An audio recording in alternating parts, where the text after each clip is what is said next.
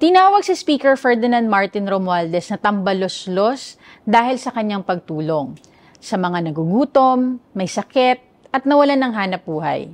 Kung ang pagtulong sa kapwa ay itinuturing ng iba na kalokohan, mas gugustuhin na po namin matawag na tambalos-los kaysa naman matawag na kawatan dahil sa pagnakaw sa kaban ng bayan. Ang ayudang ipinagkakaloob sa mahihirap na Pilipino ay may malinaw na proseso, may resibo, at may diretsyong patutunguhan. Hindi ito itinatago, hindi nililihim, at lalong hindi nililipat sa personal na bank account. Ang ayuda nakakarating sa tao, hindi sa bulsa ng iilan.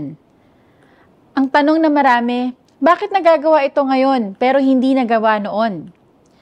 Dahil may leader tayong inuuna ang kapakanan ng mahihirap kaysa sa kapritsyo ng politiko.